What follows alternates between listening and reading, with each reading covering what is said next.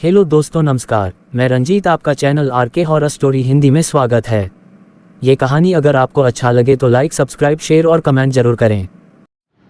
काले जंगल का रहस्य। बात कुछ साल पहले की है। देव और उसकी सबसे करीबी दोस्त सिया कॉलेज की छुट्टियों में देव के नाना के गांव में रहने के लिए आए हुए थे। गांव का नाम देवग्राम था, जो पहाड़ियों के बीच बसा एक शांत और रहस्यमयी गांव था।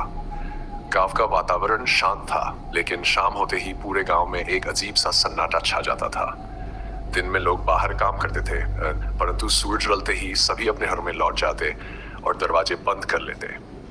गांव के ठीक किनारे एक घना जंगल था, जिसे लोग काला जंगल कहते थे। इस जंगल को लेकर लोगों में कई कहानियां प्रचलित थीं। कहते हैं कि इस जंगल में भूत प्रेतों का वास है।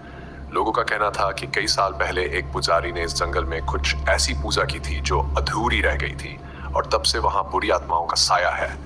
कई गांव वाले जो जंगल के भीतर गए थे वापस नहीं लौटे थे, और जो लौटे भी वे पागल होकर लौटे। देव ने अपनी माँ से इस जंगल के बारे में कई बार सुना था, लेकिन उसे इन बातों पर यकीन नहीं था। उसे लगा कि ये सब पुरानी कहानियां हैं जिनका कोई मतलब नहीं है। जब उसने ये बात सिया को बताई तो सिया ने मजाक करते हुए कहा, हमें खुद जाकर इस जंगल का रहस्य सुलझाना चाहिए।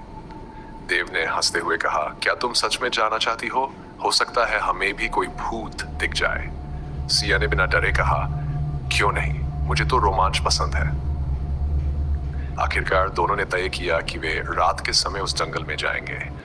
उन्होंने अपने साथ एक टॉर्च, एक कैमरा और कुछ खाने पीने की चीजें रखी।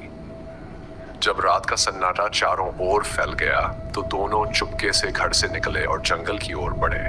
गांव के लोग उन्हें देख लेते तो उन्हें मना कर देते, लेकिन दोनों को अपने फैसले पर पूरा यकीन था। जंगल में घुसते ही दोनों को एक अजीब सा एहसास हुआ। ठंडी हवा का एक झोंका आया और पेड़ों के पत्ते सरसराने लगे। ऐसा लग रहा था मानो हवा में किसी की सरगोशियां हो। दोनों ने टॉर्च जलाकर अपने कदम आगे बढ़ाए। कुछ दूर चलने पर उन्हें एक पुरानी पगडंडी दिखाई दी, जो जंगल की गहराई में जाती थी। जैसे जैसे वे आगे बढ़ते गए, जंगल और भी घना और अंधेरा होता गया।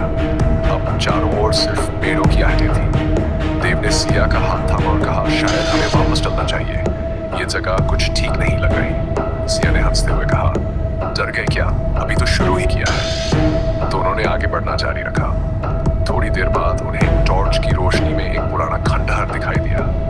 खंडहर के चारों ओर झाड़ियों का घेरा था और एक पुराना मंदिर खंडहर के बीचों बीच खड़ा था। मंदिर का द्वार टूटा हुआ था और उसके भीतर से अजीब सी आवाजें आ रही थीं। जिज्ञासा से भरे देव और सिया ने मंदिर के अंदर झांकने का निर्णय लिया। जैसे ही वे अंदर दाखिल हुए, एक ठंडी हवा का झोंका उनके चेहरे पर लगा। मंदिर की दीवारों पर अजीब अजीब आकृतियां बनी हुई थी और वहां पर लाल रंग से कुछ लिखा हुआ था। देव ने पढ़ने की कोशिश की, परंतु वह भाषा बहुत पुरानी थी। अचानक उन्हें लगा जैसे किसी ने उनके पीछे से फुसफुसाकर कुछ कहा। दोनों ने तुरंत पलटकर देखा, पर वहां कोई नहीं था। उनके दिलों की धड़कन तेज हो गई। सिया ने देव से कहा, क्या तुमने भी कुछ सुना? देव ने सिर हिलाया और कहा, हाँ, मुझे भी आवाज आई, शायद हमें यहाँ से निकल जाना चाहिए। पर दोनों का डर उस समय खौफ में बदल गया जब एक साया धीरे धीरे उनके पास आने लगा। वह साया बहुत ही लंबा था और उसकी आंखें लाल जल रही थीं।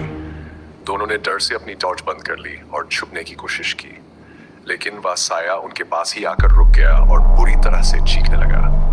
देव और सिया की हिम्मत टूटने लगी, लेकिन वे किसी तरह खुद को संभालते हुए धीरे धीरे बाहर की ओर भागे।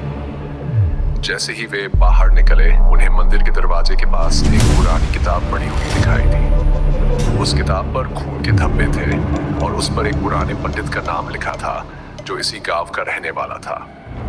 उन्होंने किताब उठाई और वापस गांव की ओर भागे। गांव लौटते ही वे सीधे देव के नाना के पास पहुंचे और उन्हें किताब दिखाकर पूछा, नाना, ये किताब किसकी है और इस पर ये नाम किसका है? देव के नाना के चेहरे का रंग उड़ गया।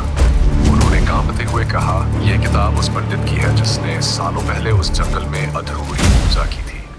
वह पूजा ऐसी थी कि वह अधूरी रह गई और उसके बाद से उस जंगल में प्रेतात्माओं का वास हो गया। तुम दोनों वहां कैसे गए? क्या तुम्हें किसी ने कुछ कहा? देव ने सारा हाल अपने नाना को सुनाया। नाना ने दोनों को सावधान किया और कहा, तुम दोनों ने जो किया वह बहुत बड़ा खतरा मोल लिया। उस जंगल में कोई भी जिंदा नहीं लौटता। वहां जो आत्मा